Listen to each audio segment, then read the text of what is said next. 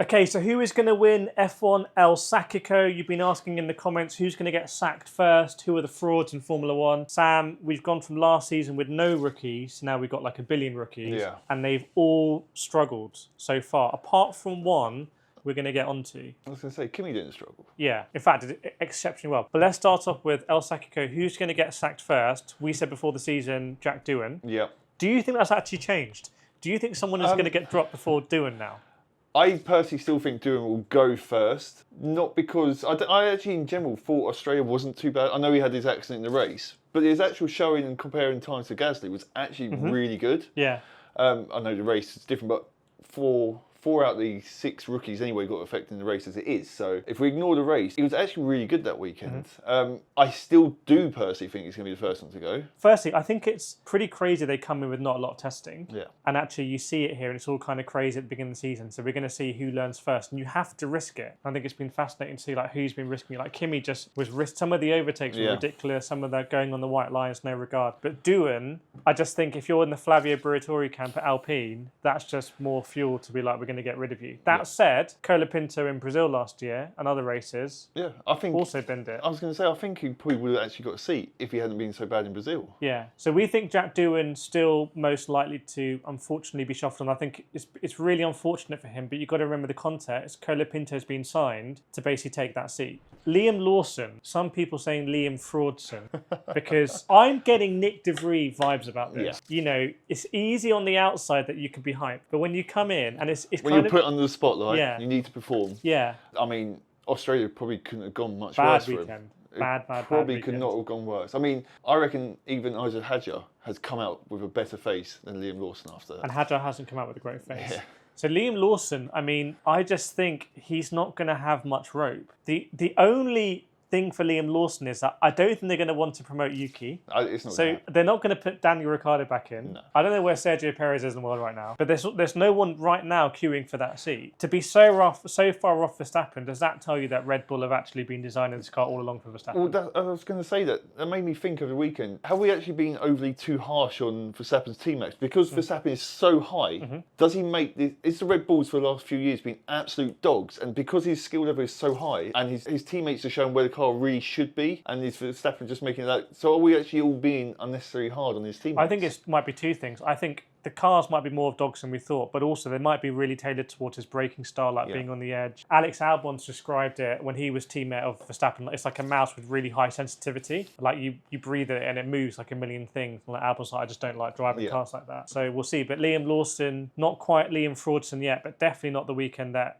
he wanted to start off with. Definitely couldn't have gone much worse. Let's move on to Isaac Hadjar. I think, first of all, I didn't like how the cameras kept following him when he was clearly having a difficult moment in the pit lane. It's like... That was uncomfortable to watch. Yeah, I mean, you can save that for Drive to Survive, which I won't watch. But for me, and I thought, person who came out most class, Lewis Hamilton's dad, coming out, Anthony Hamilton, and basically saying, keep your head up high. Even though he's there with Ferrari, you know, I thought that was a moment of class. Yeah, I mean, he obviously doesn't have any ties with Red Bull. It's not as if Lewis has ever raced Red Bull, had anything to do with it, and he's gone out of his way to actually go there, comfort a young lad who is clearly distraught and being shown up on live TV. Yeah, so Sam is a professional karter race really genuinely at the highest level. Have you ever seen people on the grid you're like, that person doesn't look comfortable? Yes. You see that at national level, you can see it all above levels, and you can literally look at their face, just look at their body language half the time, and you can really think, yeah, he's really lost it to himself. I just wonder if it was too much of a deep end for Hadjar, and he's obviously emotionally cracked or whatever afterwards, you know. Yes.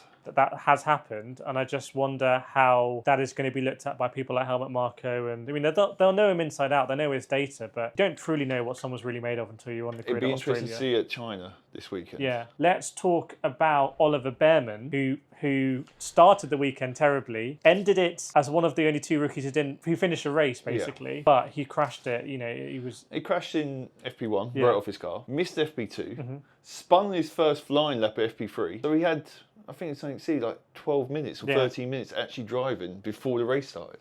And then in the race, he was always off the back of the pack, basically. Yeah. He never looked comfortable. Big difference from what we saw in Saudi last year when he came in for Ferrari, when Carlos Sainz had his appendix, where he just looked super confident. But he'd been there in F2. I think he'd already done a practice session. Yeah. For Haas, Haas have been so shrewd and, let's say, boring with drivers since they had the infamous Schumacher and Mazepin combination. I just think this is going to add up for them if Bearman's going to bin it. Yeah. Also, as we're going through the rookies, I was actually quite impressed by Bortoleto.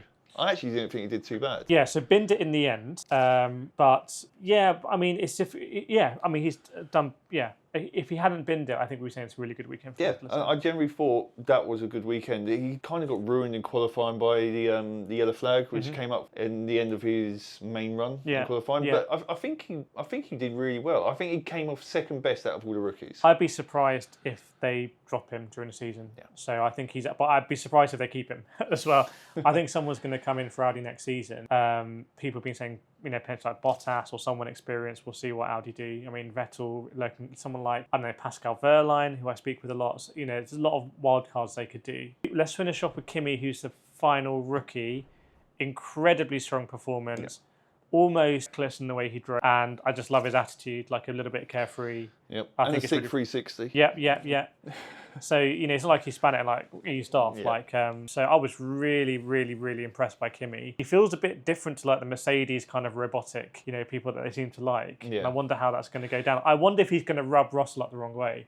I mean, that's his first race in a Formula 1 car, in the wet, and you saw how well he did there. Yeah. I think he's actually really, really going to be a massive threat to Russell this year, and it will show how good Russell is or isn't. Yeah. I generally was super impressed, and I had mid-range expectations for him, and he's far outreached what I thought he was going to do. Yeah, Kimi Antonelli, I think F1 World Champions future I want to look out for me, actually. Honourable mentions, I think, to Albon, Stroll as well. Piastri was also super, super, super quick, and I think it's a real disaster for him because to only get, I think, 1 point or 2 points in the end when he was basically fastest driver for a lot of it and told to hold off, and they hit the rain first and he gets unlucky. So, Norris goes off as well. I think he's been really hard done by. So it'll be interesting how he recovers from that because that's a big points margin to Norris, and McLaren seem to want to pull rank. Papaya rules is in, Papaya rules is out. Anyone else you've got in for El Sacico? We've got Carlos Sainz binned it. I think Fernando Alonso is going to go off the rails this season. So you reckon it could be his last season? Yeah, I just think he